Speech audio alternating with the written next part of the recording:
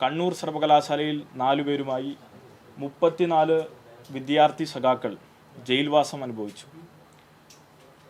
ഈ 34 സഖാക്കളും ജയിൽവാസം അനുഭവിച്ചത് ഏതെങ്കിലും വിധത്തിൽ SFI ഏതെങ്കിലും വിധത്തിലുള്ള രാഷ്ട്രീയ പ്രശ്നം ഉയർത്തി നിൽക്കുന്നതിൻ്റെ ഭാഗമായി നിലനിൽക്കുന്ന ഏതെങ്കിലും രാഷ്ട്രീയ പാർട്ടിക്കെതിരെയുള്ള സമരം നടത്തിയതിൻ്റെ ഭാഗമായോ മറ്റേതെങ്കിലും വിധത്തിലുള്ള സാമൂഹ്യ പ്രശ്നം ഉയർത്തിയതിൻ്റെ ഭാഗമായിട്ടല്ല, മറിച്ച് വിദ്യാർത്ഥി സംഘടന എന്ന നിലയിൽ ലക്ഷോപലക്ഷം വിദ്യാർത്ഥികളെ, കേരളത്തിലെ മുഴുവൻ വിദ്യാർത്ഥികളെ എന്ന് തന്നെ പറയാം, ആ വിദ്യാർത്ഥികളെ ബാധിക്കുന്ന വിഷയം ഉയർത്തിപ്പിടിച്ചാണ് SFI സമരം ചെയ്തത്. ആ സമരത്തെ കേരളത്തിലെ UDFും കേരളത്തിലെ താൽക്കാലിക VCമാരും നേരിട്ടത് അങ്ങേയറ്റം ബുദ്ധിശൂന്യമായും അബദ്ധജടിലവുമായും തെറ്റായ വിധത്തിൽ ആ സമരത്തെ അഭിസംബോധന ചെയ്തുമാണ് അവരതിനെ നേരിട്ടത്. പ്രതിപക്ഷ നേതാവ് അതിനെ വിളിച്ചത് അഡ്ജസ്റ്റ്മെന്റ് സമരമെന്നും താൽക്കാലിക VCമാർ അതിനെ വിളിച്ചുകൊണ്ടിരിക്കുന്നത് ഗുണ്ടകളുടെ സമരവും എന്നുള്ള നിലയിലുമാണ്. കേരളത്തിലെ പൊതുസമൂഹം ഇതൊക്കെ കാണുന്നുണ്ട്. കേരള സർവകലാശാലയുടെ താൽക്കാലിക VC ആയിട്ടുള്ള ബഹുമാനപ്പെട്ട മോഹൻ കുന്നുമ്മൽ, അദ്ദേഹം സർവകലാശാലയിൽ വരാതിരിക്കുന്ന ഘട്ടത്തിൽ നിങ്ങളോടെല്ലാവരും നിങ്ങളതെ സംബന്ധിച്ച് അദ്ദേഹത്തെ വിളിച്ചപ്പോൾ അദ്ദേഹം നിങ്ങളോട് പറഞ്ഞത് 100-200 സർട്ടിഫിക്കറ്റ് ഉണ്ടാകും, അങ്ങനെയല്ലാതെ അതിൽ കൂടുതലൊന്നുമില്ല. എന്നാൽ അദ്ദേഹം തന്നെ ഇന്നലെ നിങ്ങളെ വിളിച്ചിരുത്തി 1839 സർട്ടിഫിക്കറ്റുകൾ ഞാൻ ഇന്നലെ ഒറ്റ ദിവസം ഒപ്പിട്ടു എന്ന് അദ്ദേഹം സാക്ഷ്യപ്പെടുത്തി എന്ന് മാത്രമല്ല, അതെല്ലാം ഡിഗ്രി സർട്ടിഫിക്കറ്റുകളായിരുന്നു എന്നുള്ളതും പറഞ്ഞു. ഞങ്ങളുടെ ആവശ്യം ജെന്യുവിനായിരുന്നു. ആയിരക്കണക്കിന് വിദ്യാർത്ഥികൾ അവരുടെ ഉപരിപഠന സാധ്യതകൾ അനിശ്ചിതത്വത്തിലായിക്കൊണ്ടാണ്, അതിനെ ചോദ്യം ചെയ്തുകൊണ്ടാണ് ഗവർണർ പ്രവർത്തിക്കുന്നത്, അതോടൊപ്പം തന്നെ അതിനെ പിന്തുണച്ചുകൊണ്ട് VC പ്രവർത്തിക്കുന്നത് എന്ന് ഞങ്ങൾ ചൂണ്ടിക്കാണിച്ചു. അത് ശരിവെക്കുന്നതായിരുന്നു ഇന്നലത്തെ മോഹൻ കുന്നുമ്മലിൻ്റെ പ്രസ് മീറ്റ്. ആ പ്രസ് മീറ്റിലുടനീളം SFIയെ ആക്ഷേപിക്കുക, കേരള സർവകലാശാലയുടെ രജിസ്ട്രാറെ ആക്ഷേപിക്കുക, സിൻഡിക്കേറ്റിനെ ആക്ഷേപിക്കുക, കേരളത്തിലെ പൊതുസംവിധാനങ്ങളെ ആക്ഷേപിക്കുക എന്നുള്ളതായിരുന്നു അദ്ദേഹത്തിൻ്റെ ഉദ്ദേശം. ആ ഉദ്ദേശങ്ങളെ വകവെച്ചു കൊടുക്കാൻ മനസ്സില്ല. അതുകൊണ്ടുകൂടിയാണ് നിങ്ങളെ ഇന്ന് കാണണം എന്ന് ഞങ്ങൾ നിർബന്ധിക്കപ്പെട്ടത്. ഇവിടെ മോഹൻ കുന്നുമ്മൽ പ്രത്യേകമായി എടുത്തു പറഞ്ഞത് രാഷ്ട്രീയം സംസാരിക്കാൻ ഞാൻ തയ്യാറല്ല എന്നാണ്. ഒരു സർവകലാശാലയുടെ VC ആയിരിക്കുന്ന അദ്ദേഹത്തോട് തിരിച്ചോർമ്മിപ്പിക്കാനുള്ളത്, രാഷ്ട്രീയം എന്നത് രാഷ്ട്രത്തെ സംബന്ധിച്ചാണ്. രാഷ്ട്രത്തെ നിർമ്മിക്കുന്നത് ഈ നാട്ടിലെ ജനതയാണ്. ആ ജനത വാർത്തെടുത്ത അവരുടെ നികുതി പണം കൊണ്ട് ആ ജനതയെ തീരുമാനിക്കുന്ന, ആ ജനതയുടെ മുന്നോട്ട് പോക്ക് തീരുമാനിക്കുന്ന ഇടങ്ങളാണ് സർവകലാശാലകൾ. സ്വതന്ത്ര വിജ്ഞാന കേന്ദ്രങ്ങളാക്കി ഒരു നാടിനെ, ഒരു സമൂഹത്തെ, അവരുടെ തലച്ചോറിനെ സ്വാധീനിച്ച് ഒരു സമൂഹത്തെ മുന്നോട്ട് നയിക്കേണ്ട കേന്ദ്രങ്ങളാകണം സർവകലാശാലകൾ. ഇതാണ് അതിൻ്റെ അടിസ്ഥാന തത്വം. ആ തത്വത്തെ പോലും മനസ്സിലാക്കാതെയാണ് മോഹൻ കുന്നുമ്മൽ പെരുമാറിക്കൊണ്ടിരിക്കുന്നത്. ഇപ്പോൾ ഇവിടെ ചില മാധ്യമങ്ങൾ പ്രത്യേകം എടുത്തു പറയാനുള്ളത്, ഇത് മൂപ്പിളമ തർക്കമാണ്, SFIയും VCയും തമ്മിലുള്ള പ്രശ്നമാണ്, രജിസ്ട്രാറുമായി ബന്ധപ്പെട്ട് നിൽക്കുന്ന വിഷയത്തിന്മേലാണ് SFIക്ക് പരാതി, അല്ലെങ്കിൽ മറ്റേതെങ്കിലും വ്യക്തിപരമായ ഈഗോ ക്ലാഷുകൾ മേലാണ് ഇത് നടക്കുന്നത് എന്നൊക്കെ ചില സീനിയർ ജേർണലിസ്റ്റുകൾ പാനൽ ചർച്ചയുടെ ഭാഗമായി ഒക്കെ പറയുകയാണ്. ഞങ്ങൾക്ക് പറയാനുള്ളത്, ഞങ്ങളുടെ സമരത്തെ പുകത്തൊന്നും വേണ്ട, പക്ഷേ ഇങ്ങനെ കള്ളം വിളിച്ചു പറയരുത്, ഇങ്ങനെ അസത്യങ്ങൾ പ്രചരിപ്പിക്കരുത്. എന്താണ് വിഷയം? ഇതൊരു പൊതുവിഷയമല്ലേ. ആ പൊതുവിഷയത്തെ ആ നിലയിൽ അഡ്രസ്സ് ചെയ്യാൻ കേരളത്തിലെ മാധ്യമങ്ങൾ തയ്യാറാവാത്തതിൽ ഞങ്ങൾക്ക് വ്യസനമുണ്ട്, പ്രതിഷേധമുണ്ട്.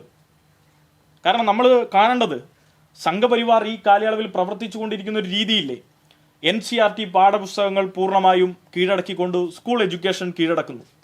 PM ശ്രീയിൽ ഒപ്പുവെച്ചില്ലെങ്കിൽ 1500 കോടി രൂപ നിങ്ങൾക്ക് തരില്ല എന്ന് കേരളത്തിൻ്റെ മുഖത്ത് നോക്കി പ്രഖ്യാപിക്കുന്നു. MHRD മിനിസ്റ്റർ കൂടിയായിട്ടുള്ള ധർമ്മേന്ദ്ര പ്രധാൻ പറഞ്ഞിരിക്കുന്നു അസന്നിഗ്ധമായി, ഒപ്പിട്ടാലേ പണം തരൂ. അങ്ങനെ ഒരു പ്രൊവിഷനേ ഇല്ല എന്നിരിക്കെ ഈ PM ശ്രീയിൽ കേന്ദ്രീകൃതമായിട്ടുള്ള ഈ PM ശ്രീയിൽ ജനവിരുദ്ധമായിട്ടുള്ള, വിദ്യാർത്ഥി വിരുദ്ധമായിട്ടുള്ള ഈ കരടിൽ ഒപ്പുവെക്കണം എന്നാവശ്യപ്പെടുകയാണ്, നിർബന്ധിക്കുകയാണ്. ഒരു ഫെഡറൽ തത്വം നിലനിൽക്കുന്ന ഒരു രാജ്യത്ത് ഭരണഘടനയുടെ എല്ലാവിധ അനുശാസനങ്ങളെയും തട്ടിമറിച്ചുകൊണ്ട്. അപ്പം അതിനെതിരെ നിലപാടെടുക്കുമ്പോഴാണ് ഇങ്ങനെയുള്ള കാര്യങ്ങൾ മാധ്യമങ്ങൾ പറയുന്നത്. അതുമാത്രമാണ്. പൊതുവിദ്യാഭ്യാസം മാത്രം നമുക്ക് മാറ്റി നിർത്തിയാൽ ഇവിടെ ഉന്നത വിദ്യാഭ്യാസം എടുത്ത് നോക്കിയാൽ ഇന്ത്യയിലെ പ്രീമിയറായി നിൽക്കുന്ന ഇൻസ്റ്റിറ്റ്യൂഷൻസ് ആയിട്ടുള്ള IIT, IIM, JNU സർവകലാശാല, രാജ്യത്തെ കേന്ദ്ര സർവകലാശാലകൾ, ഇവരുടെയൊക്കെ VC-മാരുന്നാരാണ്? JNU സർവകലാശാലയുടെ VC ശക്തിശ്രീ പണ്ഡിതായിട്ടുള്ള അവർ യഥാർത്ഥത്തിൽ പൂർണ്ണ RSSകാരിയായിട്ടുള്ള ഒരാളല്ലേ? RSSകാരിയായതിൽ ഞാൻ അഭിമാനിക്കുന്നു എന്ന് പ്രഖ്യാപിച്ച ആളാണ് ഇന്ന് JNU VC. ഉന്നത വിദ്യാഭ്യാസ കേന്ദ്രത്തിൽ ഇങ്ങനെയാണ് ഇടപെടൽ. ഇത് ഇന്നലെയുമായി തുടങ്ങിയതല്ല. RSSന്റെ ഒരു കർമ്മ പദ്ധതിയാണ്. 2018 RSS രാജ്യത്തെ മുഴുവൻ VC-മാരെയും വിളിച്ചു ഒരു ശിബിരം നടത്താൻ, പഠന ശിബിരം നടത്താൻ. ആ പഠന ശിബിരത്തിൽ രാജ്യത്തെ 51 സർവകലാശാല VC-മാർ പങ്കെടുത്തു. അത് ചർച്ച ചെയ്യപ്പെട്ട രാജ്യത്ത് UGC, ICSR, ICHR ഇങ്ങനെ രാജ്യത്തെ പ്രധാനമായിട്ടുള്ള ഇത്തരത്തിലുള്ള വിദ്യാഭ്യാസ സ്ഥാപനങ്ങളെയും ഗവേഷണോന്മുഖമായി പ്രവർത്തിക്കുന്ന സ്ഥാപനങ്ങളെയും പൂർണ്ണമായും സംഘപരിവാർ വൽക്കരിക്കാനുള്ള ഇടപെടൽ നടക്കുകയാണ്. ഇതിൻ്റെ തലപ്പത്തൊക്കെ RSSന്റെ പ്രവർത്തകരും RSSൻ്റെതായിട്ടുള്ള സാധ്യതകളും മുന്നോട്ട് വെക്കുന്ന പ്രൊഫസർമാരെയും മറ്റു പ്രവർത്തകരെയും അവരുടെ നേതാക്കന്മാരെയും അപ്പോയിന്റ് ചെയ്യുകയാണ്. ഇതൊരു പദ്ധതിയാണ്. ആ പദ്ധതിയെയാണ് നമ്മൾ ചോദ്യം ചെയ്യുന്നത്. ഇത് കഴിഞ്ഞ ഘട്ടത്തിലെ ഗവർണർ നടത്തിയിരുന്നതാണ്. കേരള സെനറ്റിൽ 4 ABVP-കാരെ അപ്പോയിന്റ് ചെയ്തപ്പോൾ കേരളത്തിലെ ഹൈക്കോടതി അത് വലിച്ചെറിഞ്ഞില്ലേ? നിങ്ങളെല്ലാവരും വന്നത് ചർച്ച ചെയ്തു. ഇത് ഓരോ ഘട്ടത്തിലുമായി വാജ്പേയി സർക്കാരിൻ്റെ കാലം തൊട്ടേ തുടങ്ങിയിട്ടുള്ള ഒരു കർമ്മ പദ്ധതിയാണ്. RSSന്റെ മുഖപത്രമായിട്ടുള്ള പാഞ്ചജന്യത്തിൻ്റെ ചുമതലക്കാരൻ കൂടിയായിട്ടുള്ള തരുൺ വിജയ് ഇന്ത്യയിലെ പ്രധാനപ്പെട്ട സർവകലാശാലകളുടെ ചുമതലകൾ വഹിക്കുന്ന ആളുകളായി മാറുകയാണ്.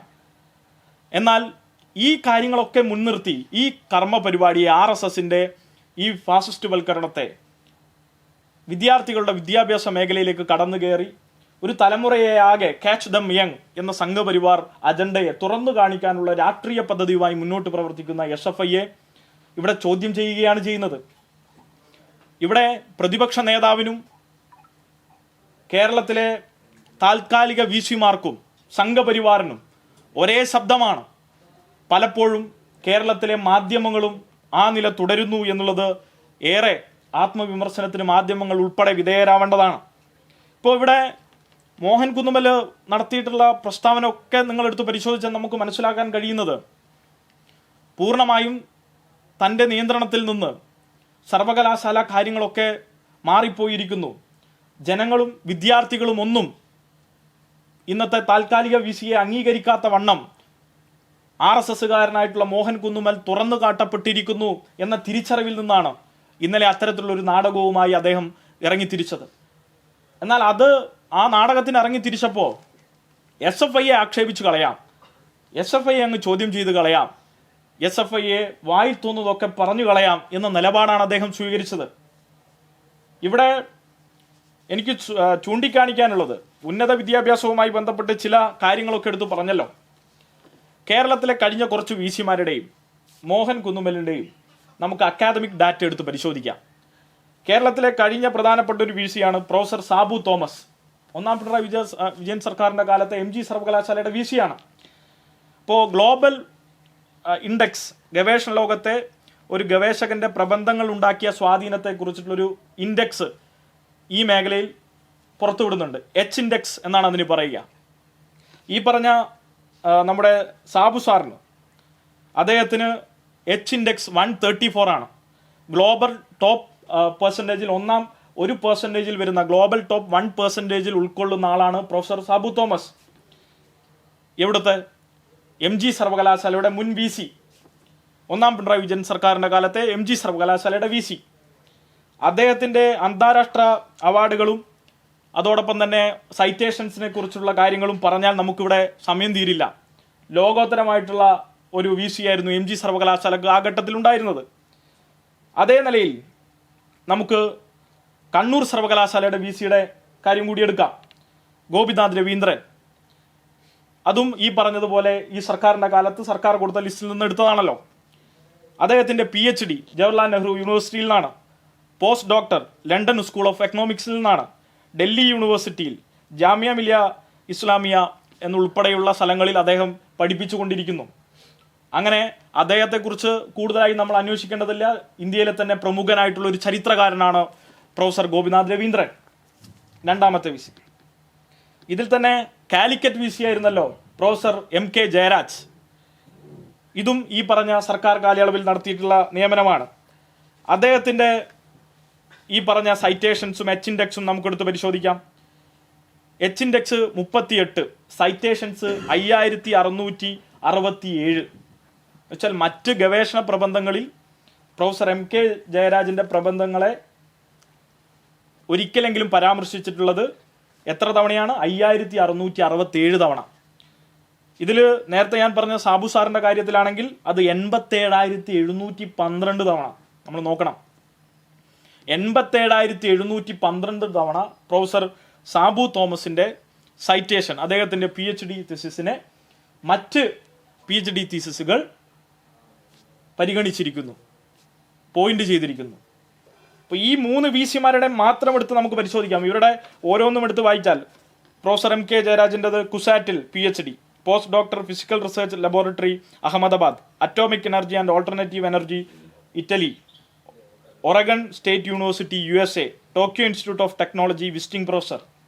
അങ്ങനെ പോവുകയാണ് MK ജയരാജിൻ്റെ പ്രൊഫൈൽ. ഈ 3 വി സിമാരുടെ കാര്യം മാത്രമാണ് ഞാൻ പറഞ്ഞത്. ഒന്ന് MGVC, ഒന്ന് കണ്ണൂർ വി സി, ഒന്ന് കാലിക്കറ്റ് വി സി. ഇനി വരട്ടെ, എന്താണ് ഈ കേരളത്തിലെ ഇന്നത്തെ കേരള സർവകലാശാലയുടെ താൽക്കാലിക വി സിയുടെ പ്രൊഫൈൽ? നിങ്ങൾ അന്വേഷിക്കണം. ഞാൻ മാധ്യമങ്ങൾക്ക് വിടുകയാണ്.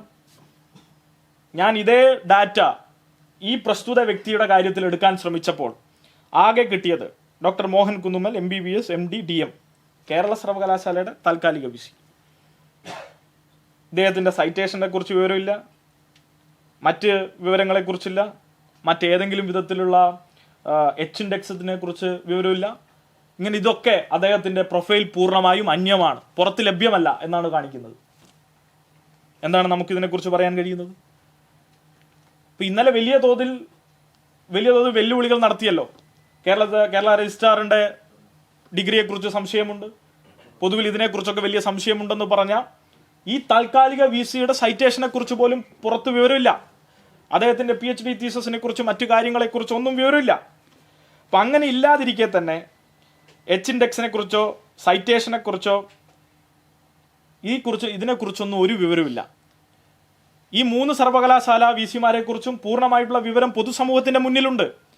എന്നാൽ ഇൻഡെക്സും സൈറ്റേഷൻസും ഒന്നും മോഹൻ കുന്നുമ്മലിൻ്റെ കാര്യത്തിൽ പൊതുസമൂഹത്തിൻ്റെ മുന്നിലില്ല എന്നിരിക്കെ ഇദ്ദേഹം ആരെയാണ് വെല്ലുവിളിക്കുന്നത്? സംഘപരിവാറിൻ്റെ പിന്തുണയുണ്ടെന്ന് കരുതി കേരളത്തിലെ പൊതുസമൂഹത്തെ ഇങ്ങനെ വെല്ലുവിളിക്കാം എന്നാണോ അദ്ദേഹം കരുതുന്നത്? എന്തൊക്കെയാണ് അദ്ദേഹം ഇന്നലെ പറഞ്ഞത്? ചെഗുവേരയെയും സവർക്കറെയും ഒരേ തട്ടിലിട്ടാണ് അദ്ദേഹം അളന്നത്. ചെഗുവേര ആരെന്നും സവർക്കർ ആരെന്നും ലോകത്തിലെ ജനതക്കറിയാം, ഈ നാട്ടിലെ മനുഷ്യർക്കറിയാം. വിമോചന സ്വപ്നങ്ങളുടെ പോരാളിയായിട്ടുള്ള മനുഷ്യൻ, ലോകത്തെമ്പാടുമുള്ള വിപ്ലവ സ്വപ്നങ്ങൾക്ക് പോരാളിയായിട്ട് അതിന് നേതൃത്വം കൊടുത്ത ചെഗുവേരയെക്കുറിച്ച് പറയാൻ അദ്ദേഹത്തിന് എന്തധികാരം? ലാറ്റിൻ അമേരിക്കൻ മതാന്തരങ്ങളിൽ ലോകത്തെമ്പാടുമുള്ള മനുഷ്യവിമോചന പോരാട്ടത്തിന് തൻ്റെ രാജ്യവും ലോകവും മറന്ന് ലോകത്തെമ്പാടുമുള്ള മനുഷ്യർക്ക് വേണ്ടി അഭിസംബോധന നടത്തിയ ചെഗുവേര ഇവിടെ നിൽക്കുന്നു. മാപ്പെഴുതി ശിഷ്ടകാലം ബ്രിട്ടന് വേണ്ടി പാദസേവ ചെയ്യാമെന്ന് പ്രഖ്യാപിച്ച സവർക്കർ ഇവിടെ നിൽക്കുന്നു. മാപ്പെഴുതുന്നതും സാമ്രാജ്യത്തിൻ്റെ മുന്നിൽ മുട്ടുമടക്കാതെ CIA ചാരന്മാർ വെടിവെച്ച് കൊന്നതും തമ്മിൽ 2 വലിയ വ്യത്യാസങ്ങൾ നിലനിൽക്കുന്നുണ്ട്. ധീരനും ഭീരുവും തമ്മിലുള്ള വ്യത്യാസമാണത്. അത് മോഹൻ കുന്നുമ്മലിന് മനസ്സിലാവണമെന്നില്ല. അതുമാത്രമല്ല, ഞങ്ങളുടെ സമരം ഈ പറഞ്ഞതുപോലെ ഏതെങ്കിലും വിധത്തിൽ ഏതെങ്കിലും ക്യാമ്പസിൽ ആരുടെയെങ്കിലും ഫോട്ടോ വെച്ചതിൻ്റെ പേരിലായിരുന്നില്ല. അതുകൂടി ഒന്നുകൂടി ഓർമ്മിപ്പിക്കുകയാണ്. ഞങ്ങളുടെ സമരം പൂർണ്ണമായും RSS അടയാളങ്ങൾ സർവകലാശാലയുടെ അകത്തട്ടിൽ കൊണ്ടുവരുന്നതുമായി ബന്ധപ്പെട്ടാണ്. സർവകലാശാലയുടെ അകത്തളങ്ങളിൽ RSS അടയാളങ്ങൾ പാടില്ല. രാഷ്ട്രീയ പാർട്ടികളുടെ വിളനിളങ്ങളല്ല സർവകലാശാലകൾ, അത് സ്വതന്ത്ര വിജ്ഞാന കേന്ദ്രങ്ങളാണ്. അതാണ് ഞങ്ങളുടെ അഭിപ്രായം. അതിനെയാണ് ഈ നിലയിൽ സമീകരിക്കാൻ അദ്ദേഹം ശ്രമിക്കുന്നത്. അതുമാത്രമല്ല, മറ്റൊന്നും കൂടി പറഞ്ഞു. കുഹാസിൽ ഒരു പ്രശ്നവുമില്ല, കേരള സർവകലാശാലയിൽ മൊത്തം പ്രശ്നമാണ്. യഥാർത്ഥത്തിൽ കേരളത്തിൽ ഇപ്പോഴത്തെ പ്രശ്നം മോഹൻ കുന്നുമലാണ്. ഇപ്പോഴത്തെ കേരളത്തിലെ പ്രശ്നം മോഹൻ കുന്നുമലാണ്. അതെല്ലാവർക്കും മനസ്സിലായിട്ടുണ്ട്. കുഹാസിലും ഇദ്ദേഹം പ്രതിസന്ധി ഉണ്ടാക്കുന്നുണ്ട്. കുഹാസിലെ ഈ തവണത്തെ സർവകലാശാല യൂണിയൻ ഉദ്ഘാടനം കോട്ടക്കൽ കോളേജിൽ വെച്ച് നടക്കുമ്പോൾ അവിടെ പലസ്തീൻ ഐക്യദാർഢ്യ ബോർഡ് വെച്ചപ്പോൾ നിങ്ങൾ രാജ്യദ്രോഹികളാണ്, നിങ്ങളത് മാറ്റിയില്ലെങ്കിൽ നിങ്ങളെ ഞാൻ പുറത്താക്കുന്ന പ്രഖ്യാപിച്ച്, എന്നിട്ട് ആ പരിപാടി ബോയ്ക്കോട്ട് ചെയ്ത് ഇറങ്ങിപ്പോയി. അപ്പം ഇങ്ങനെ സങ്കുചിത മനസ്സുള്ള ആളുകൾക്ക് പറഞ്ഞതാണോ സർവകലാശാല വി സി ഷിപ്പ് എന്ന് നമ്മൾ ഓർക്കണം. 1937 ആൽബർട്ട് ഐൻസ്റ്റീനെ കേരള സർവകലാശാലയുടെ വി സി ആയി ക്ഷണിച്ചിരുന്നു. അന്ന് അദ്ദേഹം അക്കാദമിക് തിരക്കുകൾ മുൻനിർത്തി അത് സ്നേഹപൂർവ്വം നിരസിച്ചു. ഭാഗ്യം അദ്ദേഹം വരാഞ്ഞത്. അദ്ദേഹം വന്ന് വി സി എങ്ങാനും ആയിരുന്നെങ്കിൽ എന്തായിരിക്കുമായിരുന്നു നമ്മുടെ സ്ഥിതി? ലോകം നമ്മളെ പഴിച്ചേനെ. ആൽബർട്ട് ഐൻസ്റ്റീൻ ഇരുന്ന സീറ്റിലാണ് ഇങ്ങനെ ഒരു മഹാദുരന്തം വന്നിരിക്കുന്നത് എന്ന് നമ്മൾ വിലപിക്കേണ്ടത് വന്നേനെ. ഇതാണോ കേരളം അർഹിക്കുന്നത്? ഇത്തരം ഒരു പൊതുപ്രശ്നത്തെ മുൻനിർത്തിയുള്ള ഒരു സമരത്തിന് മാധ്യമങ്ങൾ അവരുടെ പേന ചലിപ്പിക്കുന്നത് എങ്ങനെയെന്നും പ്രത്യേകമായി പരാമർശിക്കപ്പെടേണ്ടതാണ്. അത് ഞാൻ അവസാനത്തേക്ക് പറയാം. ഇതിൽ മറ്റൊന്ന് കാലിക്കറ്റ് വി സി ആണ്. കാലിക്കറ്റ് വി സിയുടെ കാര്യം കുറച്ചുകൂടി വ്യത്യാസമുണ്ട്. കാലിക്കറ്റ് വി സിയുടെ കാര്യത്തിൽ ഇതുവരെ കോൺഗ്രസിനും കെ എസ് യുവിനും എം എസ് എഫിനും മുസ്ലിം ലീഗിനും അഭിപ്രായമേ ഇല്ല. എന്താ ഇല്ലാത്തത്? കാലിക്കറ്റ് വി സി കോൺഗ്രസ് അധ്യാപക സംഘടനയുടെ നേതാവാണ് അവിടുത്തെ, അതേ ക്യാമ്പസിലെ ഡോക്ടർ പി രവീന്ദ്രൻ. അദ്ദേഹമല്ലേ സേവാഭാരതിയുടെ പരിപാടിയിൽ പങ്കാളിത്തം കുറിച്ചുകൊണ്ട് എൻ്റെ പൂർണ്ണ പിന്തുണ നിങ്ങൾക്കുണ്ടെന്ന് പ്രഖ്യാപിച്ചത് സേവാഭാരതിക്ക്? ഇതിനെക്കുറിച്ച് എന്താണ് പ്രതിപക്ഷ നേതാവിന് അഭിപ്രായം പറയാനുള്ളത്? കെ എസ് യു സംസ്ഥാന പ്രസിഡന്റ് എന്താ അഭിപ്രായമുള്ളത്? K P C C president ഇതിനെക്കുറിച്ച് അഭിപ്രായമുണ്ട്? ഇത് അറിഞ്ഞിട്ടുണ്ടോ? ചോദ്യമല്ലേ. പാലക്കാട് വിക്ടോറിയ കോളേജിലെ കെ എസ് യു നേതാവിന് മാർക്ക് ദാനം കൊടുത്തത് ഈ കൂട്ടത്തിലെ മാധ്യമ പ്രവർത്തകർ അറിഞ്ഞിട്ടുണ്ടോ? ഒരു വരി സ്ക്രോളെങ്കിലും നിങ്ങൾ കൊടുത്തോ? ഞാൻ ഓർക്കുന്നു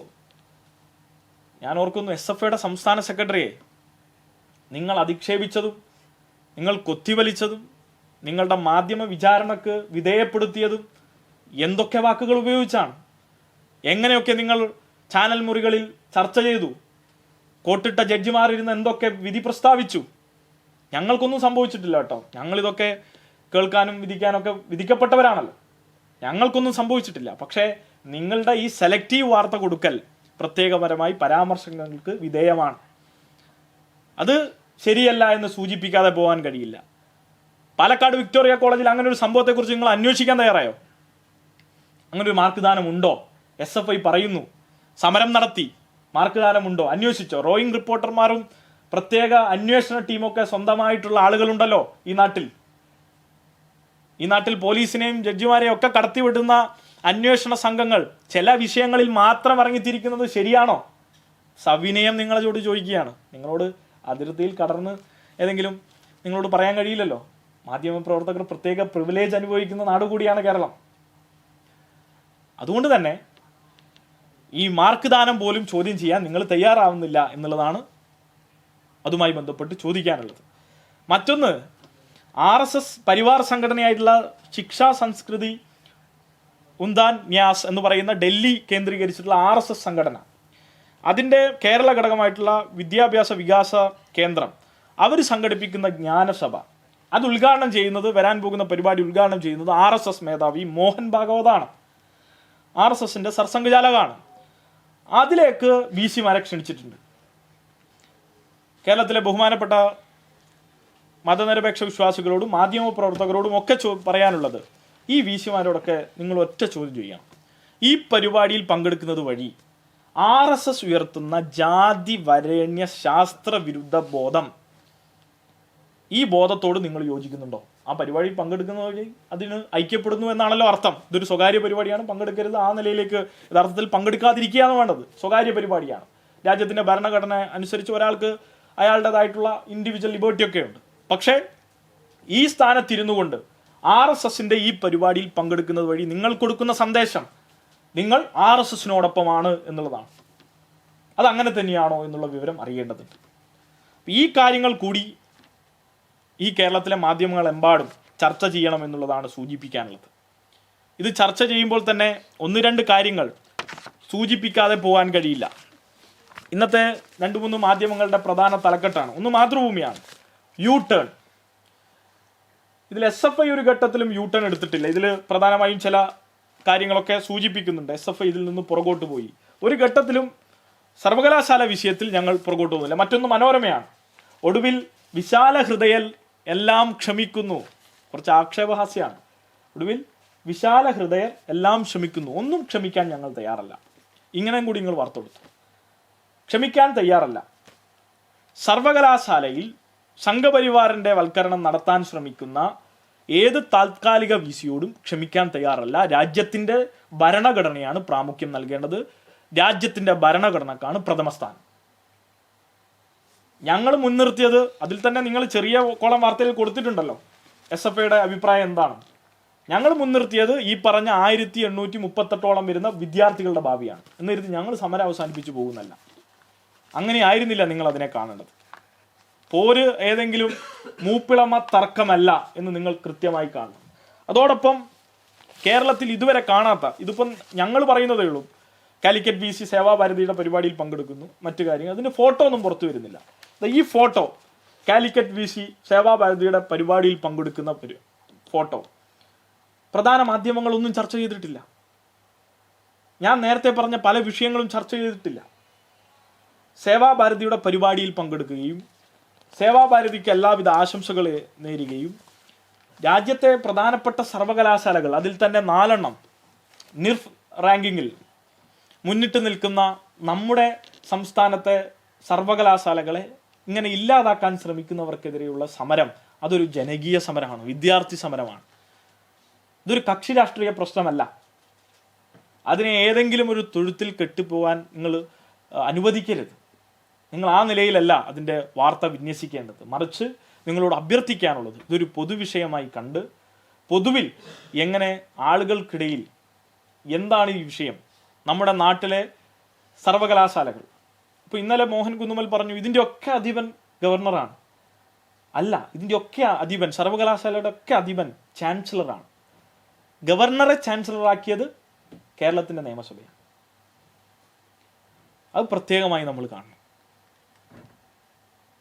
ഗവർണർക്ക് യൂണിവേഴ്സിറ്റിയുടെ അധിപനാണ് എന്നുള്ളത് ഭരണഘടനയിൽ പറയുന്നില്ല. നേരെ മറിച്ച് കേരളത്തിലെ നിയമസഭയാണ് അത് പാസ്സാക്കിയിട്ടുള്ളത്. അതിനെ ഈ നിലയിൽ ഉപയോഗിക്കുന്നത് അധികാര ദുർവിനിയോഗമാണ്. അതിനെ അങ്ങനെ കാണുന്നതിന് പകരം ഈ നിലയിൽ എല്ലാത്തിനും അധിപനായും എല്ലാ അധികാരവും കേന്ദ്രീകരിക്കപ്പെടുന്നു എന്നുള്ള നിലയിലും പ്രസ്താവനകൾ നടത്തി വിദ്യാർത്ഥികളുടെ ഭാവി മുൻനിർത്തി പ്രവർത്തിക്കുന്നത് തീർത്തും പ്രതിഷേധകരമാണ്. ആ പ്രതിഷേധമാണ് ഞങ്ങൾ നടത്തിയത്. മറ്റാരും പ്രതിഷേധത്തിന് വരാത്തതിൻ്റെ കാരണക്കാരൻ ഞങ്ങളല്ല. ഇപ്പോൾ കാലിക്കറ്റിൽ VCയുമായി ബന്ധപ്പെട്ട ഒരു സമരവും MSFനും KSUവിനും ഇല്ല. ഒരു സമരവുമില്ല. കേരളയിലും ഇല്ല. ഒരു സർവകലാശാലയിലും പ്രശ്നമില്ല. എന്തിന്? കണ്ണൂർ സർവകലാശാല, നമ്മളിപ്പോൾ ഉള്ള കണ്ണൂരിൽ ആഴ്ചയിൽ 2 ദിവസമാണ് VC വരിക. ഒരു വിഷയവുമില്ല ഇവർക്ക്. കാരണം എന്താണ്? സെനറ്റിലും സിൻഡിക്കേറ്റിലുമൊക്കെ ഇവരുടെ ആളുകളുണ്ട്. അത് സമ്മാനിച്ചതാരാണ്? ആരിഫ് മുഹമ്മദ് ഖാൻ, മുൻ ഗവർണർ, സർവകലാശാലയുടെ ചാൻസലർ. ഈ നിലയിലാണ് കാര്യങ്ങൾ പോയിക്കൊണ്ടിരിക്കുന്നത്. അതുകൊണ്ട് തന്നെ ഞങ്ങൾ സമരം അവസാനിപ്പിച്ചിട്ടില്ല. സമരം തുടരും. അതിൻ്റെ രീതിയും രൂപവും ഞങ്ങൾ തീരുമാനിക്കും. ഈ നിലയിൽ സംഘപരിവാർ വൽക്കരണത്തിൻ്റെ പദ്ധതികളാണ് ഓരോന്നായി വരുന്നത്. ഞാൻ നേരത്തെ പറഞ്ഞ ഓരോ കാര്യങ്ങളും ആ പദ്ധതികളെ ഞങ്ങൾ തുറന്നു കാണിക്കും. ഇവിടെ രാഷ്ട്രീയത്തിലേക്ക് തെന്നി മാറരുത് എന്നൊക്കെ പറഞ്ഞ് കബളിപ്പിച്ച് രക്ഷപ്പെടാൻ ഈ പറഞ്ഞ താൽക്കാലിക VCമാരെ ഞങ്ങൾ അനുവദിക്കില്ല. നേരത്തെ കാലിക്കറ്റ് VCയുടെ അവസാനത്തെ പ്രസ്താവന കേരളം രാഷ്ട്രീയ പ്രാന്താലയമാണ്. രാഷ്ട്രീയ ബോധ്യം ഉണ്ടാകുന്നത് എന്തോ അബദ്ധമാണ്, അപകടമാണ് എന്ന് ചിന്തിക്കുന്നത് തന്നെ അടിമകളെ സൃഷ്ടിക്കാൻ, അടിമത്വം തിരികെ കൊണ്ടുവരാൻ, ഫാസിസ്റ്റ് രൂപത്തിൻ്റെ അധികാരിക കേന്ദ്രീകരണത്തിൻ്റെ അധികാരി വർഗത്തിൻ്റെ ഒരു പുതിയ ബോധമാണ്. എന്ന് വെച്ചാൽ ഈ നാട്ടിലെ സാധാരണക്കാരനും അനുഭവിക്കുന്ന ജനാധിപത്യ അവകാശങ്ങൾ അവരിൽ നിന്ന് തട്ടിപ്പറിക്കാനുള്ള പുതിയ അജണ്ടകളാണ്. ആ അജണ്ടയുടെ പുതിയ രൂപങ്ങളാണ് ഇത്തരം VCമാർ. സമരങ്ങൾ റദ്ദ് ചെയ്യുന്നു, ജനാധിപത്യ അവകാശങ്ങൾ ലംഘിക്കുന്നു, രാഷ്ട്രീയ അഭിപ്രായം ഉണ്ടാകുന്നത് തന്നെ തെറ്റാണെന്ന് പറയുന്നു. എന്നിട്ട് ഏറ്റവും ഉയർന്ന സംഘപരിവാർ രാഷ്ട്രീയം ഉയർത്തിപ്പിടിക്കുകയും ചെയ്യുന്നു. സംഘപരിവാർ രാഷ്ട്രീയത്തിൻ്റെ ഉയർന്ന ബോധം ഉയർത്തിപ്പിടിച്ചുകൊണ്ടാണ് അവർക്കെതിരെ അഭിപ്രായപ്പെടുന്ന മതനിരപേക്ഷ രാഷ്ട്രീയത്തെ അവർ ചോദ്യം ചെയ്യുന്നത്. ഒരു ഭാഗത്ത് സംഘപരിവാർ രാഷ്ട്രീയം മതനിരപേക്ഷ രാഷ്ട്രീയത്തെ നോക്കി കൊഞ്ഞനം കുത്തുകയാണ്. ആ കൊഞ്ഞനം കുത്തുന്നവർക്കെതിരെയുള്ള പോരാട്ടമാണ് ഞങ്ങൾ നടത്തുന്നത്. ആ പോരാട്ടത്തിനോടൊപ്പമാണ് ഈ നാട്ടിലെ വിദ്യാർത്ഥികൾ. അത് തെളിയിക്കപ്പെട്ട ദിവസങ്ങളാണ് കഴിഞ്ഞു പോയത്. അതിൻ്റെ ജാള്യത മറക്കാൻ ഏതെങ്കിലും വിധത്തിൽ വാർത്താവിന്യാസങ്ങൾ കൊണ്ട് കഴിയില്ല എന്ന് ഓർമ്മിപ്പിക്കുകയാണ്. ഇത്രയും കാര്യങ്ങളാണ് പറയാനുള്ളത്. മോഹൻ കുന്നുമ്മൽ ഒന്നുകൂടി ഓർക്കേണ്ടത്, കേരളത്തിലെ സർവകലാശാല VC-മാരുടെ ചരിത്രം ഞാൻ ഓരോരുത്തരെ 3 പേരുടെയും എടുത്തിട്ടുള്ളൂ. കൂടുതലെടുത്താൽ ഒന്നുകൂടി ക്ഷീണിക്കും. ഈ ക്ഷീണം മാറ്റാൻ ഇനിയെങ്കിലും സംഘപരിവാർ നിലപാടിൽ നിന്ന് മാറി ചിന്തിച്ച് താൽക്കാലിക VC സ്ഥാനത്താണ് താൻ ഇരിക്കുന്നതെന്ന് മനസ്സിലാക്കി ഉടൻ രാജിവെച്ച് പുറത്തു പോകാൻ ആവശ്യകരമായിട്ടുള്ള തീരുമാനങ്ങളിലേക്ക് എത്തുക, അതിൻ്റെ ഹൃദയവിശാലതയിലേക്ക് എത്തുക എന്നുള്ളതാണ് SFIക്ക് വേണ്ടി പറയാനുള്ളത്. ഈ മോഹനം കുന്നുമ്മൽ സർവകലാശാലയിൽ എത്തിയപ്പോൾ തടയാനോ പ്രതിഷേധിക്കാനോ SFI തയ്യാറായില്ല എന്നാണ് മാധ്യമങ്ങൾ ഉന്നയിക്കുന്ന ആക്ഷേപം. എന്താണ് അങ്ങനെ ഒരു തീരുമാനം ഉണ്ടായത്? അത് ഞാൻ പറഞ്ഞു.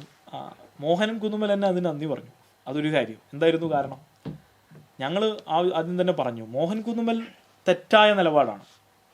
അദ്ദേഹം തന്നെ ഒരു തെറ്റിൻ്റെ ഭാഗമായി പോയിക്കൊണ്ടിരിക്കുകയാണ്. പക്ഷേ ഞാനിവിടെ പറഞ്ഞു 1838 സർട്ടിഫിക്കറ്റുകൾ എന്ന് വെച്ചാൽ ഡിഗ്രി കാലം കഴിഞ്ഞു, PGയുടെ അഡ്മിഷൻ തുടങ്ങി, കേരളയിൽ ഉൾപ്പെടെ അഡ്മിഷൻ അവസാനിക്കാനുള്ള ഡേറ്റായി. ഇപ്പോൾ ഡിഗ്രി സർട്ടിഫിക്കറ്റ് കിട്ടിയാലേ ഈ അഡ്മിഷൻ പൂർത്തിയാക്കി ഒരു കുട്ടിക്ക് ക്ലാസ്സിലേക്ക് കയറാൻ കഴിയും. ഇങ്ങനെ 10,000-കണക്കിന് വിദ്യാർത്ഥികൾ നിൽക്കുകയാണ്. ആ അനിശ്ചിതത്വം മാറാൻ വേണ്ടി മാത്രമാണ് ഞങ്ങൾ ഇന്നലെ അത്തരത്തിലുള്ളൊരു തടയൽ സമരത്തിലേക്ക് പോവാഞ്ഞത്. ഞങ്ങളുടെ പ്രതിഷേധം വരും ദിവസങ്ങളിലും ഉണ്ടാകും. അതിൻ്റെ രൂപവും ഭാവവും ഞങ്ങൾ നിശ്ചയിച്ചിട്ടുണ്ട്. ഈ രൂപത്തിൽ തന്നെയാണ് ഇദ്ദേഹം മുന്നോട്ട് പോകുന്നതെങ്കിൽ ശക്തമായ സമരം ഉണ്ടാവും. അദ്ദേഹത്തിൻ്റെ ശരീരഭാഷയിൽ നിന്ന് അദ്ദേഹത്തിന് എന്തെങ്കിലും മാറ്റം ഉണ്ടെന്നൊന്നും എനിക്ക് തോന്നുന്നില്ല. പക്ഷേ ഈ രൂപത്തിലാണ് മുന്നോട്ട് പോകാൻ അദ്ദേഹം ഉദ്ദേശിക്കുന്നതെങ്കിൽ, മാറ്റമില്ലാതെങ്കിൽ ഞങ്ങളും ശക്തമായ നിലയിൽ തന്നെ മുന്നോട്ട് പോകും.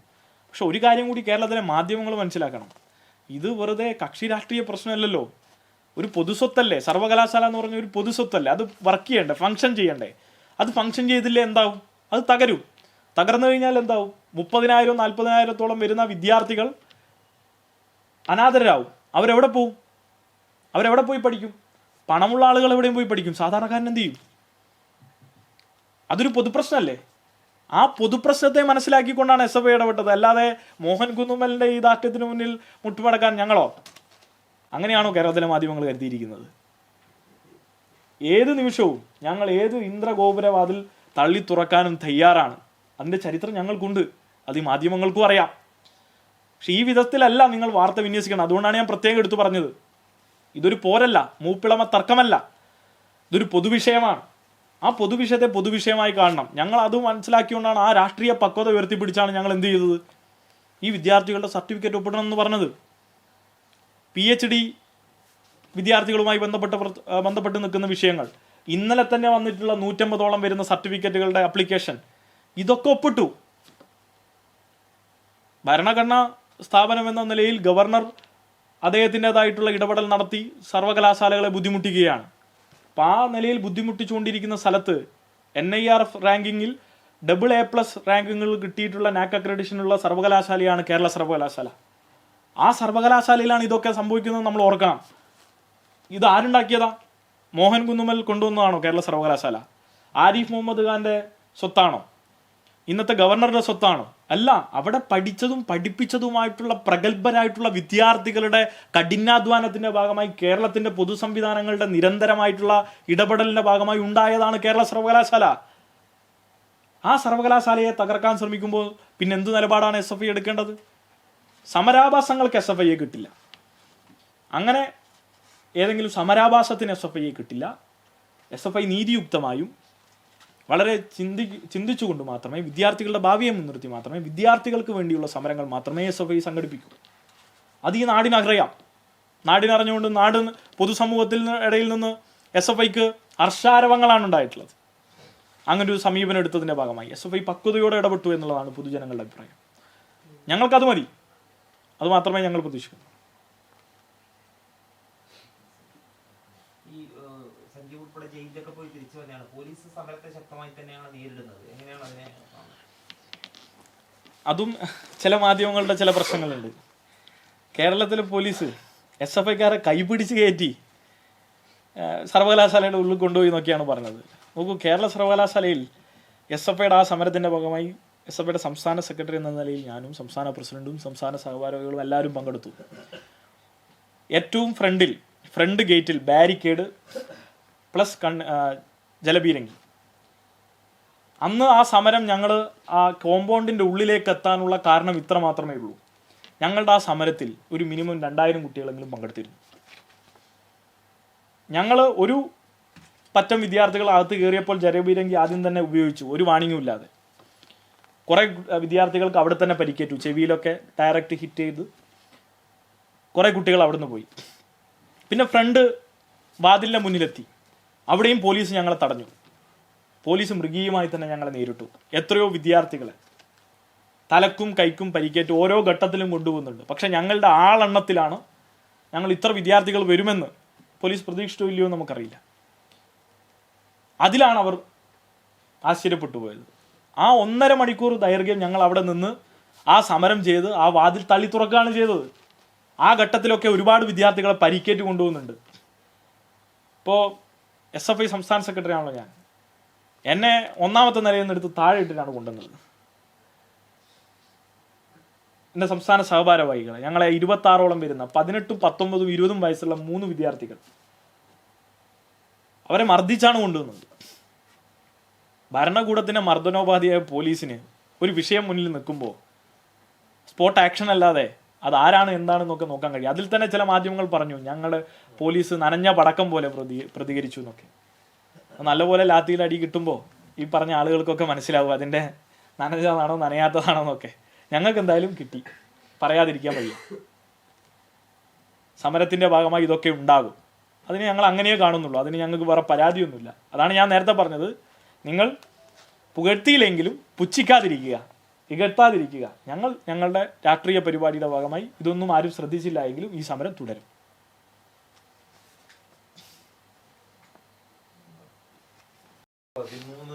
വയസ്സുകാരൻ സ്കൂളിൽ ഷോക്കേറ്റ് മരിച്ചതുമായി ബന്ധപ്പെട്ട് SFI എന്താണ് മനസ്സിലാക്കിയത്? SFI അതിൽ എന്താണ് നിലപാട്?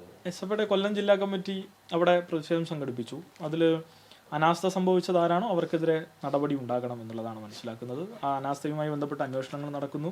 ഒരുപാട് വിഷയങ്ങൾ, ഓരോ വാർത്തകളും ഓരോ മിനിറ്റിലും വന്നുകൊണ്ടിരിക്കുകയാണ്, ബ്രേക്ക് ചെയ്തുകൊണ്ടിരിക്കുകയാണ്. പഞ്ചായത്ത് സർട്ടിഫിക്കറ്റ് കൊടുത്തു, പഞ്ചായത്ത് ഭരിക്കുന്ന UDF ആണ്. KSEBയുമായി ബന്ധപ്പെട്ട് പ്രശ്നങ്ങൾ പറയുന്നു. ഇതൊക്കെ മനസ്സിലാക്കേണ്ടതുണ്ട്. തുടർന്നുണ്ടാവുന്ന കാര്യങ്ങൾ മനസ്സിലാക്കി അനാസ്ഥ ആരുടെ ഭാഗത്താണ് ഉണ്ടായത് അവർക്കെതിരെ നടപടി വേണം. ഇതാണ് നിലപാട്. അതൊരു അപകട മരണമാണ്. അതാണ് ഞാൻ മനസ്സിലാക്കുന്നത്. ഉണ്ടായിട്ടുണ്ട് എന്നുള്ളത് നമുക്ക് പ്രത്യക്ഷത്തിൽ മനസ്സിലാവുന്ന ഒരു വിഷയമാണല്ലോ. അതിലിപ്പോൾ KSEB ആയാലും സ്കൂൾ മാനേജ്മെന്റ് അവിടുത്തെ CPMന്റെ കീഴിലാണെന്നാണ് പുറത്തു വരുന്ന വിവരങ്ങൾ. അപ്പോൾ എന്താണ് തുടർ പ്രതിഷേധങ്ങൾ SFIയുടെ ഭാഗത്തുണ്ടാവും? അല്ല, ഞങ്ങൾ അവിടെ പ്രതിഷേധം സംഘടിപ്പിച്ചു, തുടർന്നും ഉണ്ടാവും. ഞങ്ങൾ അനാസ്ഥ സംഭവിച്ചത് ആരുടെ ഭാഗത്തു നിന്നാണെങ്കിലും അവർക്കെതിരെ നടപടി വേണം. ആ അഭിപ്രായം ക്ലാരിറ്റി കുറവുണ്ടോ എന്ന് എനിക്ക് തോന്നുന്നില്ല. ആരുടെ ഭാഗത്തുനിന്നാണോ വീഴ്ച വന്നിട്ടുള്ളത് നടപടി ഉണ്ടാവേണ്ടതാണ്. അതിൽ ഒരു വിട്ടുവീഴ്ചയുമില്ല. ആദ്യഘട്ടത്തിൽ മന്ത്രിമാരുടെ ഭാഗത്തുനിന്നൊക്കെ, പ്രത്യേകിച്ച് ചിഞ്ചുറാണിയുടെ ഭാഗത്തുനിന്നൊക്കെ ഉണ്ടായ ചില പരാമർശങ്ങളിലെല്ലാം വലിയ വിമർശനം ഉണ്ടായിരുന്നു. മന്ത്രിയുടെ വിമർശനം ഈ പറഞ്ഞ പരാമർശം ഞാൻ കേട്ടിട്ടില്ല. പിന്നീടുണ്ടായ പല വാർത്തകളും കണ്ടു എന്ന് മാത്രം. അത് ഏതു വിധത്തിലുള്ളതാണെന്ന് മനസ്സിലാക്കേണ്ടതുണ്ട്. എന്തൊക്കെയാണെങ്കിലും ശരി, ഏതൊരു അപകട മരണത്തെയും എന്താണോ സംഭവിക്കുന്നത്, നമ്മളൊരു പൊതുസമൂഹത്തിൽ പരമാവധി ജീവനുകൾക്ക് വില കൊടുക്കാൻ കഴിയുന്ന വിധത്തിൽ പൊതു സംവിധാനങ്ങളൊക്കെ നല്ല വിധത്തിൽ സിസ്റ്റമാറ്റിക്കായി മുന്നോട്ട് കൊണ്ടുപോകാൻ നമുക്കെല്ലാവർക്കും കഴിയണം. അതിന് ഉതകുന്ന തരത്തിലുള്ള സംവിധാനങ്ങൾ ഒരുക്കുക എന്നുള്ളത് എല്ലാവരുടെയും ഉത്തരവാദിത്തമാണ്. ഇതുപോലുള്ള ചില ഇതിന് വന്നതിന് ശേഷം പല സ്കൂളുകളും ഇത്തരത്തിലുള്ള ചില സുരക്ഷാ പ്രശ്നങ്ങൾ ഉണ്ട് എന്നുള്ളതാണ് മാധ്യമങ്ങളൊക്കെ റിപ്പോർട്ട് ചെയ്തിട്ടുള്ള പല സ്ഥലങ്ങളും. എങ്ങനെയാണ് SFI അതിനോട് എന്താവശ്യമാണ് മുന്നോട്ട് വെക്കുന്നത് സ്കൂളുകളുടെ ഈ സുരക്ഷാ സംബന്ധിച്ച്? സ്കൂളുകളാണെങ്കിലും കോളേജുകളാണെങ്കിലും ഇതൊക്കെ വിദ്യാർത്ഥികൾക്ക് അനുകൂലമായിട്ട് അവർക്ക് വിദ്യാഭ്യാസം കൃത്യമായി ചെയ്യാൻ പറ്റുന്ന രൂപത്തിൽ അവരുടെ സൗകര്യങ്ങൾ ഒരുക്കിക്കൊണ്ടു വേണം മുന്നോട്ട് പോകാൻ. അത് എവിടെയൊക്കെ ഉണ്ടോ അവിടങ്ങളിലൊക്കെ ഇടപെടാൻ SFI തയ്യാറാണ്. അതിനോടൊപ്പം തന്നെ ഭരണകൂടത്തോടും സർക്കാരിനോടും ഞങ്ങൾക്ക് അഭ്യർത്ഥിക്കാനുള്ളത് അത്തരം സംവിധാനങ്ങൾ കൃത്യമായി വിദ്യാർത്ഥികൾക്ക് വന്നു പഠിക്കാൻ കഴിയുന്ന രൂപത്തിൽ തന്നെ നല്ല സൗകര്യങ്ങൾ, എനിക്ക് തോന്നുന്നു അതൊക്കെ വളരെ ചെറിയ നമ്പർ മാത്രമേ ഉണ്ടാവൂ. പൊതുവിൽ തന്നെ ഇന്നിപ്പോൾ കേരളത്തിലെ സ്കൂളുകളും അതിൻ്റെ കെട്ടിടങ്ങളും ഒക്കെ നോക്കിയാൽ തന്നെ നമുക്ക് മനസ്സിലാവും. ഇപ്പോൾ ഇന്നലെ തന്നെ ഞാനൊരു വീഡിയോ കണ്ടത് കണ്ണൂർ ജില്ലയിലെ ഒരു ചാനലിൻ്റെ ആണെന്ന് തോന്നുന്നു. ഒരു KSU നേതാവ് ഒരു കണ്ണൂർ ജില്ലയിലെ മുണ്ടേരി സ്കൂളിൽ പോയിട്ട് വലിയ തോതിൽ അവിടുത്തെ അധ്യാപകരെ ആക്രമിക്കാൻ ശ്രമിച്ചപ്പോൾ അതിൻ്റെ താഴെ കമൻറ്റ് വന്നത് ഗവൺമെൻറ് സ്കൂളിൻ്റെ ബിൽഡിംഗ് ആണോ അത് എന്നുള്ളതാണ്. ഞാൻ കണ്ടപ്പോൾ എനിക്കും അങ്ങനെയാണ് കമൻറ്റുകൾ വന്നത്. അപ്പോൾ അത് കേരളത്തിൻ്റെ ബദലാണ്. ആ ബദൽ നിൽക്കെ തന്നെ ചെറുന്യൂനപക്ഷങ്ങളായിട്ടുള്ള ചില സ്കൂളുകളിൽ അങ്ങനെ പ്രശ്നമുണ്ട്. അങ്ങനെ ഉണ്ടെങ്കിൽ അത് തീർച്ചയായും പരിഹരിക്കപ്പെടേണ്ടതാണ്. ഈ ബസ് കൺസെഷനുമായി ബന്ധപ്പെട്ട് സമരമൊക്കെ പ്രഖ്യാപിച്ചു. അവരിപ്പോഴും അത് അവരിലൊരു വിഭാഗം പറയുന്നത് ഈ കൺസെഷൻ നിരക്ക് മാറ്റമില്ലാത്ത സാഹചര്യത്തിൽ അവർ സമരവുമായി മുന്നോട്ട് പോകും എന്നൊരു നിലപാട് ആവർത്തിക്കുന്നത് അവരുടെ കൂട്ടത്തിൽ ഒരു വിഭാഗം ഒരു സംഘടന സമരം ചെയ്യണോ ചെയ്യണ്ടോ എന്നുള്ളത് അവരുടെ കാര്യമാണ്. സമരത്തെ ഏതെങ്കിലും വിധത്തിൽ തള്ളിക്കളയുന്ന ഒരു നില SFI സ്വീകരിക്കാറില്ല. സമരത്തിലൂടെ വളർന്നു വന്ന ഒരു സംഘടനക്ക് അങ്ങനെ നിലപാടെടുക്കാൻ കഴിയും. പക്ഷേ ഈ സമരത്തിൽ ഞങ്ങൾക്ക് അവർ ഉന്നയിക്കുന്ന ആവശ്യങ്ങൾ അംഗീകരിക്കാൻ കഴിയില്ല. കാരണം കേരളത്തിൽ ഇന്നിപ്പോൾ അവർ ഈ പറയുന്ന ബസ് കൺസെഷൻ ₹1 കൂട്ടണമെന്നാണ്. ആ ₹1 വാങ്ങുന്ന ഒരു ബസ്സും കേരളത്തിലില്ല. അവരിപ്പോൾ തന്നെ 5 രൂപയും 10 രൂപയൊക്കെ ഇപ്പോൾ തന്നെ വാങ്ങുന്നുണ്ട്. അതിലവരൊരു ഏകീകരണം വരുത്തട്ടെ. അവരുടെ ഭാഗത്ത് ക്ലിയർ ആവണമല്ലോ. അത് ഏകീകരണം വരുത്താതെ നമുക്ക് അംഗീകരിക്കാൻ കഴിയില്ല. അതുകൊണ്ട് തന്നെ ആ നിലപാടില്ല. ആവശ്യം ശരിയല്ല എന്നുള്ളതാണ് പറയാനുള്ളത്.